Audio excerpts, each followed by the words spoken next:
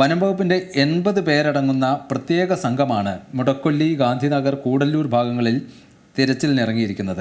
2 ഡോക്ടർമാരുണ്ട്, ഷൂട്ടേഴ്സുണ്ട്, patrolling ടീമുണ്ട്. ഇങ്ങനെ 80 പേരടങ്ങുന്ന സംഘം ഈ നരഭോജി കടുവയെ പിടിക്കാനിറങ്ങിയിരിക്കുകയാണ്. നമ്മൾ നേരത്തെ സൂചിപ്പിച്ചതുപോലെ തന്നെ കഴിഞ്ഞ 7 വർഷത്തിനിടയിൽ 8 പേരുടെ ജീവൻ എടുത്തു കടുവ. ഈ വർഷം മാത്രം 2 പേർ. ഇങ്ങനെ വന്യജീവികളുടെ ആക്രമണത്തിൽ കൂടുതൽ, ഇത് കടുവയുടെ കാര്യം മാത്രമാണ് ഈ കണക്ക്. മറ്റ് പല വന്യജീവികളാൽ കൊല്ലപ്പെട്ട ആളുകളുടെ എണ്ണം ഇതിനപ്പുറത്താണ്. എന്തുകൊണ്ട് വന്യമൃഗങ്ങൾ കാടിറങ്ങുന്നു, ഇങ്ങനെ മനുഷ്യരെ ആക്രമിക്കുന്നു, അങ്ങനെ ഒരു സാഹചര്യം ഉണ്ടാകുന്നു എന്നത് ഇപ്പോൾ വളരെ വലിയ രീതിയിൽ ചർച്ച ചെയ്യപ്പെടുന്ന ഒരു വിഷയമാണ്. ഈ കാട് വന്യമൃഗങ്ങളുടെയും നാട് മനുഷ്യൻ്റെയും എന്നൊക്കെ പറഞ്ഞൊരു അതിർത്തി നിർണ്ണയിച്ചത് മനുഷ്യനാണ്. ഇത് കാടാണെന്നും മറ്റേത് നാടാണെന്നോ ഒന്നും കടുവയ്ക്കോ ആനയ്ക്കോ പുലിക്കോ സിംഹത്തിനോ ഒന്നും ഇതൊന്നും അറിയില്ല. അതേസമയം ഈ മനുഷ്യൻ്റെ ഒരു പുരോഗമനത്തിലേക്കുള്ളൊരു യാത്രക്കിടയിൽ പലപ്പോഴും കാട് വെട്ടിത്തെളിച്ചിട്ടാണല്ലോ നമ്മൾ നമ്മുടെ നാടുണ്ടാക്കിയത്. നഗരങ്ങൾ പണിഞ്ഞതും ഒക്കെ കാട് വെട്ടിത്തെളിച്ചിട്ടാണ്. തുടക്കകാലത്ത് ഈ ബ്രിട്ടീഷുകാർ അവർ ഇതുപോലെ നഗരങ്ങൾ ഉണ്ടാക്കുമ്പോൾ അവരുടെ നേരിട്ട് ഏറ്റവും വലിയ പ്രധാനപ്പെട്ട ഒരു ശത്രു എന്ന് പറയുന്നത് ഈ പറഞ്ഞ വന്യമൃഗങ്ങൾ തന്നെയായിരുന്നു. പ്രത്യേകിച്ചും കടുവ ധാരാളം ഉണ്ടായിരുന്ന ഒരു കാലത്ത് ഈ കടുവകളെ വെടിവെച്ച് കൊന്ന് കടുവയും പുലിയും ഒക്കെ വെടിവെച്ച് കൊന്ന് കാട്ടിൽ നിന്ന് നീക്കം ചെയ്ത് കാട്ടിൽ നിന്ന് മനുഷ്യൻ കയ്യേറാൻ ആഗ്രഹിച്ച സ്ഥലത്തിൻ്റെ പരിധികൾക്കപ്പുറത്തേക്ക് ഓടിച്ചുകൊണ്ടാണ് അവിടെയൊക്കെ ഈ നാടും നഗരവും ഒക്കെ പണിതെടുത്തത്. അതായത് ഇപ്പോൾ നമ്മളിത് ഇതിനെപ്പറ്റിയൊക്കെ റിസർച്ച് ചെയ്യുമ്പോൾ മനസ്സിലാവുന്ന ഒരു കാര്യം, ഒരു 50 കൊല്ലത്തിനപ്പുറത്ത് കടുവയെ മനുഷ്യൻ ഈ കണ്ടിട്ടില്ല നേരിട്ട്. കാട്ടിൽ അല്ലെങ്കിൽ കാടിൻ്റെ പരിസരത്തിലാണ് അതിപ്പോൾ നമ്മൾ കാണുമ്പോൾ. അതേസമയം ഈ പറഞ്ഞ പോലെ സൂവിലൊക്കെ പോയാൽ കടുവയെ കാണാം. കാര്യം അത് പിടികൂടി അങ്ങനെ സംരക്ഷിച്ചിരിക്കുന്നതാണ് മനുഷ്യനെ കാണാനുള്ള ഒരു ജീവി എന്നുള്ള നിലയ്ക്കും.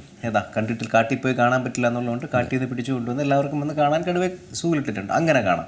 ഇപ്പോൾ ഈ രാജവെമ്പാലയുടെ കാര്യം പറയുമ്പോൾ രാജവെമ്പാലയെ സ്ഥിരമായി നമ്മൾ നാട്ടിൽ കാണുന്നുണ്ട്. രാജവെമ്പാല ഉൾവനങ്ങളിലെ മഴക്കാടുകളിൽ ജീവിക്കുന്ന ജീവിയാണ്. പലപ്പോഴും ഈ പരിസ്ഥിതി പ്രശ്നം കൊണ്ടോ കാലാവസ്ഥാ വ്യതിയാനം കൊണ്ടോ ചൂട് താങ്ങാനാവാതെയോ ആവശ്യത്തിന് വെള്ളം കിട്ടാതെയോ ഒക്കെ ആയിരിക്കാം രാജവെമ്പാലയെ ഇങ്ങനെ സഞ്ചരിച്ച് ഇപ്പം നമ്മുടെ നാട്ടിലൊക്കെ രാജവെമ്പാലയെ പിടിക്കുന്നത് പോലെ ഒരു വാർത്തയല്ലാണ്ടായി. ഈ വാവ സുരേഷൊക്കെ പാമ്പിനെ പിടിക്കാൻ ഇറങ്ങുന്ന സമയത്ത് ആദ്യമൊക്കെ മൂർഖനും അണലിയും ഒക്കെയാണ് പിടിച്ചുകൊണ്ടിരുന്നത്. ഒരു രാജവെമ്പാലയെ പിടിച്ചു തുടങ്ങിയപ്പോൾ ആ രാജവെമ്പാലയെ പിടിച്ചു. അതിൻ്റെ ഒരു നീളവും വലിപ്പവും അതിൻ്റെ ഒരു ഭീകരതയും ഒക്കെ വല്ലാതെ ആൾക്കാരുടെ ഇടയ്ക്ക് ചർച്ചയാവുകയും ഒക്കെ ചെയ്തു. പിന്നെ അതൊരു ക്രിക്കറ്റിൽ സെഞ്ചുറി അടിക്കുന്നു എന്നൊക്കെ പറയും പോലെ 50ാമത്തെ രാജവെമ്പാലയെ വാവ സുരേഷ് പിടിച്ചു, 100ാമത്തെ രാജവെമ്പാലയെ പിടിച്ചു എന്ന നിലയിലേക്ക് കാര്യങ്ങളെത്തി. എന്നതുപോലെ കടുവ, പുലി ഇതൊക്കെ സ്ഥിരമായി വനം വിട്ട് നാട്ടിലേക്ക് ഇറങ്ങുന്നത് ഇപ്പോൾ ഒരു വാർത്തയല്ലാതായി മാറി എന്നുള്ളതാണ് ഏറ്റവും പ്രധാനപ്പെട്ട കാര്യം. നേരത്തെ പറഞ്ഞതുപോലെ ഈ വയനാടിൻ്റെ ഒരു പ്രശ്നം എന്ന് പറയുന്നത്, വയനാട് വന്യജീവി സങ്കേതം കിടക്കുന്നത് അതൊരൊറ്റപ്പെട്ട് കിടക്കുന്ന ഒരു സംഗതിയല്ല. നമ്മൾ അതിനെപ്പറ്റി പഠിക്കുമ്പോൾ മനസ്സിലാകുന്ന ഒരു കാര്യം, ഒന്ന് കർണാടകത്തിലെ ഈ നാഗർഹോള, ബന്ദിപ്പൂർ വന്യജീവി സങ്കേതങ്ങൾ, തമിഴ്നാട്ടിലെ മുതുമല എന്ന വന്യജീവി സങ്കേതം, അതിനോടൊപ്പം തന്നെ അതേ ടെറിട്ടറിയിൽ ചേർന്ന് കിടക്കുന്ന ഒന്നാണ് ഈ പറഞ്ഞ വയനാട് വന്യജീവി സങ്കേതം എന്ന് പറയുന്നത്. ഇതെല്ലാം അടുത്തടുത്ത് ചേർന്ന് ബന്ധപ്പെട്ട് കിടക്കുകയാണ്. അതാണ്ട് 12,500 ചതുരശ്ര കിലോമീറ്ററാണ് ഈ പറഞ്ഞ ഏരിയകളെല്ലാം കൂടെ എടുക്കുകയാണെന്നുണ്ടെങ്കിൽ ഇതിൻ്റെ ഒരു ഏരിയ എന്ന് പറയുന്നത്. ഈ വയനാട്ടിലെ കാടെന്ന് പറയുമ്പോൾ അതിനകത്ത് നോർത്ത് സൗത്ത് ഫോറസ്റ്റ് ഡിവിഷനുകളും വന്യജീവി സങ്കേതവും കൂടെ ചേർന്നതാണ്. ഈ വയനാട് വന്യജീവി സങ്കേതം മാത്രം 344.44 ചതുരശ്ര കിലോമീറ്ററാണ്. ഇതിൽ ഈ ബത്തേരി താലൂക്കിൽ വരുന്ന മുത്തങ്ങ, കുറിച്യാട്, ബത്തേരി റേഞ്ചുകളും മാനന്തവാടി താലൂക്കിലെ തോൽപ്പെട്ടി റേഞ്ചും, വനം റേഞ്ചിൻ്റെ കാര്യമാണ് ഞാനീ പറയുന്നത്. ഇതിൻ്റെ ഇതെങ്ങനെ കിടക്കുന്നു എന്ന് മനസ്സിലാകാൻ വേണ്ടിയിട്ടാണ് ഞാനിത് പറയുന്നത്. വയനാട് വന്യജീവി സങ്കേതം ഈ ബന്ദിപ്പുര, മുതുമല, കടുവ സങ്കേതങ്ങളുടെയും സംഗമസ്ഥാനമാണ് ട്രൈ ജംഗ്ഷൻ. ഈ ബന്ദിപ്പൂര്, മുതുമല, ഈ വയനാട് വന്യജീവി സങ്കേതം ഇത് മുത്തങ്ങ വൈൽഡ് ലൈഫ് റേഞ്ചിൻ്റെ ആസ്ഥാനത്തിനടുത്താണ് ഈ ട്രൈ ജംഗ്ഷൻ കിടക്കുന്നത്. അതുപോലെ തോൽപ്പെട്ടി വനം കിടക്കുന്നത് നാഗർഹോള കടുവ സങ്കേതത്തോട് ചേർന്നാണ്. എന്ന് പറയുമ്പോൾ ഇതെല്ലാം ഇങ്ങനെ ബന്ധപ്പെട്ട് കിടക്കുകയാണ്. നാഗർഹോളയിലെ കടുവ, മറ്റേ മുതുമലയിലെ കടുവ, ബന്ദിപ്പൂരിലെ കടുവ എന്നൊന്നുമില്ല. കടുവകൾ സഞ്ചരിച്ചുകൊണ്ടേയിരിക്കുകയാണ്. കടുവകളുടെ ഒരു രീതി എന്ന് പറയുന്നത്, ഇത് ഒറ്റപ്പെട്ട് നടക്കുന്ന ജീവിയാണ്. ഒരു 2 വയസ്സ് വരെ ഇതിൻ്റെ ഒന്ന് മുതിർന്നു വരിക, ഒന്ന് യൗവനത്തിലേക്കൊക്കെ എത്തുക എന്ന് പറയുമ്പോൾ ഒരു 2 വയസ്സ് വരെ ഇത് ഏകദേശം അതിൻ്റെ ഒരു പരിധിയിൽ കഴിഞ്ഞിട്ട് അമ്മയോടോ അച്ഛനോടോ ഒക്കെ കഴിഞ്ഞതിന് ശേഷം 2 തൊട്ട് 3 വയസ്സ് വരെയുള്ള പ്രായം തൊട്ട് പിന്നെ ഇത് ഒറ്റയ്ക്കാണ് ഇതിൻ്റെ യാത്ര. അല്ല ആരോഗ്യമുള്ള സമയമായിരിക്കും. അപ്പോഴത്തേക്ക് ഇത് ഇരതേടി പിടിക്കാനൊക്കെ പഠിച്ചിട്ടുണ്ടാവും. കടുവകൾ ആ സമയമാകുമ്പോഴേക്കും ഇതിനെ അകറ്റുകയും ചെയ്യും. ജീവികളുടെ ഒരു പൊതു സ്വഭാവമാണല്ലോ. പിന്നീട് ഈ കടുവ ചെയ്യുക എന്ന് പറഞ്ഞാൽ ഇതിൻ്റെ ഒരു ടെറിട്ടറി ഉണ്ടാക്കും. ഇതിങ്ങനെ സഞ്ചരിച്ചുകൊണ്ടേയിരിക്കും. ഒരു 75 ചതുരശ്ര കിലോമീറ്റർ തൊട്ട് 100 ചതുരശ്ര കിലോമീറ്റർ വരെയുള്ള സ്ഥലം ഇതിൻ്റെ ഒരു ടെറിട്ടറി ആക്കും. ആ ടെറിട്ടറി ഇത് മൂത്രം ഒഴിച്ചിട്ടോ, ഇതിൻ്റെ മൂത്രത്തിന് ഭയങ്കര ദുർഗന്ധമാണ്. അപ്പോൾ ഇത് ഈ ടെറിട്ടറി മാർക്ക് ചെയ്യുന്നത് ഒന്നുകിൽ മൂത്രം ഒഴിച്ചിട്ട്, അല്ലെങ്കിൽ മരത്തിൽ നഖം കൊണ്ട്, അല്ലെങ്കിൽ പല്ലുകൊണ്ട് മാന്തി പൊളിച്ച് അടയാളം ഉണ്ടാക്കിയിട്ടാണ് ഇത് ചെയ്യുന്നത്. അപ്പോൾ ഇതിൻ്റെ ഒരു ടെറിട്ടറി എന്ന് പറയുന്നത് ഈ പറഞ്ഞ 100 ചതുരശ്ര കിലോമീറ്റർ വരുന്ന സ്ഥലമാണ്. ഇതിനകത്താണ് ഇതിൻ്റെ സ്ഥലം. പിന്നെ തന്നെയല്ല, ഒരു ദിവസം ഇതൊരു 10 കിലോമീറ്റർ തൊട്ടൊരു 16 കിലോമീറ്റർ വരെ ശരാശരി സഞ്ചരിക്കുകയും ചെയ്യും. ഇതിങ്ങനെ ഒറ്റയ്ക്ക് പോകുന്നതിന് ഒരു പ്രധാനപ്പെട്ട കാരണം ഇതിന് ശത്രുക്കളില്ല എന്നുള്ളതാണ്. സിംഹം പോലും കടുവയ്ക്ക് ഒരു ശത്രുവല്ല. ആരെയും ഭയക്കേണ്ട കാര്യമില്ല, അത് എവിടെയും പോകും എന്നുള്ളതൊരു പ്രധാനപ്പെട്ട കാര്യമാണ്. അതുകൊണ്ട് തന്നെ ഈ പറഞ്ഞ ദൂരം കണക്കാക്കണ്ട. ഈ നാഗർഹോളയിൽ നിന്നുള്ള കടുവ വയനാട്ടിൽ വരും, വയനാട്ടിൽ നിന്നുള്ള കടുവ അങ്ങോട്ട് പോകും, മുതുമലയിൽ നിന്നുള്ള കടുവ ഇങ്ങോട്ട് വരും, ബന്ദിപ്പൂരിൽ നിന്നുള്ള കടുവ ഇങ്ങോട്ട് വരും, ഈ കടുവകളെല്ലാം അങ്ങോട്ടും പോകും. ഇതിൻ്റെയൊക്കെ ഒരു സ്വഭാവം ഇടകലർന്ന് കിടക്കുകയാണ്. ഇവരൊക്കെ ചേട്ടാനിയന്മാരെ പോലെയാണ്. ഇവരുടെ ഒരു ടെറിട്ടറിക്കകത്ത് എന്ന് വെച്ചാൽ ഇവർ തമ്മിൽ ബന്ധമൊന്നുമില്ല. ഇവർ ഈ പറഞ്ഞ പോലെ ടെറിട്ടറിക്കകത്ത് ഈ പറഞ്ഞ 100 ചതുരശ്ര കിലോമീറ്റർ എന്ന് പറഞ്ഞ ടെറിട്ടറിക്കകത്ത് മറ്റൊരു കടുവ കയറുന്ന ശ്രദ്ധയിൽപ്പെട്ടാൽ ഇവർ തമ്മിൽ യുദ്ധം ഉണ്ടാവും. യുദ്ധം ഉണ്ടായിക്കഴിഞ്ഞാൽ കൂടുതൽ ആരോഗ്യമുള്ളവനും യൗവനമുള്ളവനും ആയിരിക്കും വിജയിക്കുക. മറ്റവൻ ആ ടെറിട്ടറി തോൽക്കുന്നവൻ ആ ടെറിട്ടറി വിട്ട് പുറത്തു പോകേണ്ടി വരും. അപ്പോൾ തോറ്റു മടങ്ങുന്ന ഒരാൾ ആ ടെറിട്ടറി വിട്ട് പോകുമ്പം അയാൾ വളരെ ക്ഷീണിതനായിരിക്കും, അയാൾക്ക് പരിക്ക് പറ്റിയിട്ടുണ്ടാവും. അതുകൊണ്ട് തന്നെ വേട്ടയാടി ഇരയെ പിടിക്കാനുള്ള അതിൻ്റെ ശേഷി കുറയും. സ്വാഭാവികമായിട്ടും ദുർബല മൃഗങ്ങളുള്ള സ്ഥലങ്ങളിലേക്ക് അത് പോകും. ദുർബല മൃഗങ്ങളുള്ള സ്ഥലമാണ് ഈ പറഞ്ഞ ജനവാസ മേഖല എന്ന് പറയുന്നത്.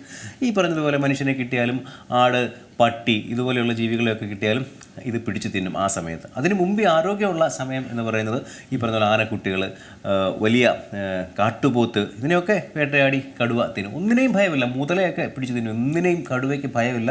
അതിനെയൊക്കെ നേരിടാനുള്ള ആരോഗ്യമുണ്ട്. ആരോഗ്യം കുറയുകയും പരിക്ക് പറ്റുകയും ഒക്കെ ചെയ്യുന്ന സമയത്താണ് കുറച്ചും കൂടെ വേട്ടയാടി പിടിക്കാൻ ബുദ്ധിമുട്ട് കുറഞ്ഞ ജീവികളെ തപ്പി ഈ പറഞ്ഞ ജനവാസ മേഖലയിലേക്കൊക്കെ വരുന്നത്. ഒരു സാധാരണ കടുവയ്ക്ക്, നമ്മുടെ സൂവിൽ കഴിയുന്ന കടുവയ്ക്ക് ഒരു 10-20 വയസ്സ് വരെ, 18 വയസ്സ് തൊട്ട് 20 വയസ്സ് വരെ ഇത് ജീവിക്കും എന്നാണ് പറയുക. പക്ഷേ കാട്ടിൽ കഴിയുന്ന കടുവകൾക്ക് ഒരു 12 വയസ്സ് ഒക്കെ അതിന് ആയുസ് ഉണ്ടാകും. ഇതിൻ്റെ കാരണം ഈ പറഞ്ഞൊരു ടെറിട്ടറി യുദ്ധങ്ങളൊക്കെയാണ്. ഈ തമ്മിൽ പോരടിച്ച് നിൽക്കാൻ പറ്റില്ല. പിന്നെ അതുപോലെ മൃഗങ്ങളിൽ നിന്ന് പകരുന്ന കനൈൻ ഡിസംബർ, പട്ടിക്ക് വിറയൽ പോലൊരു രോഗം വരുമല്ലോ, ശ്വസിക്കാൻ പറ്റാതെ. അത് വന്നു കഴിഞ്ഞാൽ അധികം വേണ്ട ചത്തു. അതൊരു വൈറസ് രോഗമാണ്. എന്നതുപോലെ ഈ പട്ടിയെയൊക്കെ തിന്നുക, അല്ലെങ്കിൽ ഈ കനൈൻ ഡിസംബർ പോലെയുള്ള രോഗങ്ങൾ, വൈറൽ രോഗങ്ങൾ ബാധിച്ച ജീവികളെ തിന്നുകയൊക്കെ ചെയ്യുമ്പം വയറിനും ഒക്കെ ഉണ്ടാകുന്ന ആരോഗ്യ പ്രശ്നങ്ങൾ കൊണ്ട് ഒക്കെ ഇത് വേഗത്തിൽ ചത്തുപോകും. പിന്നെ പരിക്ക് കേൾക്കുന്നത് മൂലം ഉണ്ടാകുന്ന പ്രശ്നങ്ങൾ, ആരോഗ്യം കുറഞ്ഞതുകൊണ്ട് വേട്ടയാടി പിടിക്കാൻ ശേഷി കുറയുന്നു എന്നുള്ളതുകൊണ്ട് പട്ടിണി കിട്ടുന്ന ഒക്കെയാണ് ഈ കടുവകൾ ചത്തുപോവുക. അപ്പോൾ ഇങ്ങനൊരു സാഹചര്യത്തിൽ ഈ പരിക്കേറ്റൊക്കെ ഈ ടെറിട്ടറി വിട്ട്, ഈ കാട് എന്ന് നമ്മൾ ഈ പറയുന്ന പ്രദേശം വിട്ട് ജനവാസ മേഖലയിലേക്ക് വരുന്ന ജീവികളാണ് ഈ പറഞ്ഞ കടുവകൾ എന്ന് പറഞ്ഞാൽ ഈ പറഞ്ഞ ആക്രമിക്കുന്ന കടുവകൾ. ഇതിപ്പോൾ കടുവ മാത്രമല്ല, പുലിയാണെങ്കിലും ഇപ്പോൾ സിംഹം അങ്ങനെ വന്ന് നമ്മൾ കണ്ടിട്ടില്ല. കാര്യം സിംഹം ഗുജറാത്തിലെ ഗീർ വനങ്ങളിൽ മാത്രമാണ് ഏഷ്യാറ്റിക് ലയണിനെ സംരക്ഷിച്ചിട്ടുള്ളത്. നമ്മുടെ സിംഹത്തിൻ്റെ അളവ് വളരെ കുറവാണ്. 674 സിംഹം കണ്ട് ഇപ്പം നമ്മുടെ ഇന്ത്യയിലെ കണക്കിൽ ഏഷ്യാറ്റിക് ലയൺ ഗീറിൽ പോലും ഇല്ല ഉള്ളൂ. അതിലേതാണ്ട് ഒരു 10-280 പെൺസിംഹങ്ങളുണ്ട്. അപ്പോൾ അത് അവിടെ അങ്ങനെ സംരക്ഷിക്കപ്പെട്ടിരിക്കുകയാണ്.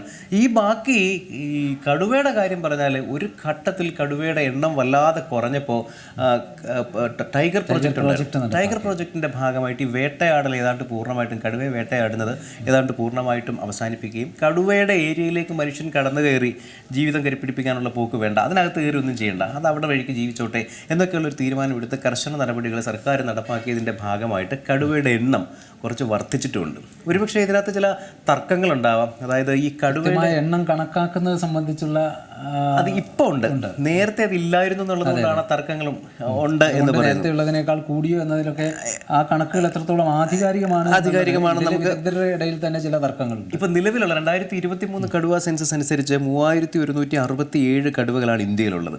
അത് ഗ്ലോബൽ കടുവകളുടെ എണ്ണത്തിൽ, അതായത് ലോകം മൊത്തമുള്ള കടുവകളുടെ എണ്ണം എടുത്താൽ 75% വരും ഈ 3167 കടുവകൾ എന്ന് പറഞ്ഞാൽ. കടുവകൾ പ്രകൃതിക്ക് ചെയ്യുന്ന ഒരു ഗുണം ഭയങ്കര വലുതാണ്. അതിൻ്റെ ഈ ഒരു ബാലൻസ് കീപ്പ് ചെയ്യുക, പ്രകൃതിയുടെ ഒരു ബാലൻസ് കീപ്പ് ചെയ്തുകൊണ്ട് പോകും.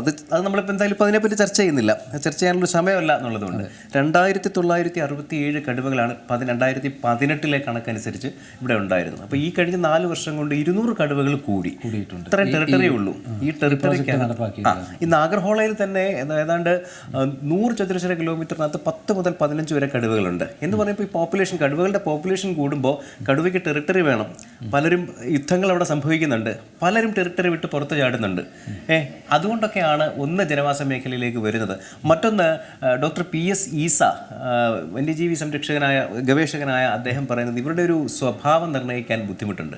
ഈ ചില ആനകളുടെ കാര്യം പറയുമ്പോൾ, അല്ലെങ്കിൽ മനുഷ്യർക്കിടയിലെ കുട്ടികളുടെ ഒക്കെ കാര്യം പറയുമ്പോൾ, ചില ആനകൾ കുറുമ്പനാണെന്നൊക്കെ പറയും, ഇത്തിരി വികൃതി കാണിക്കുന്ന ആനകൾ. ചില ആനകൾ ശാന്തരാണ് എന്നതുപോലെ കടുവകൾക്കിടയിലും ഇതുണ്ട്.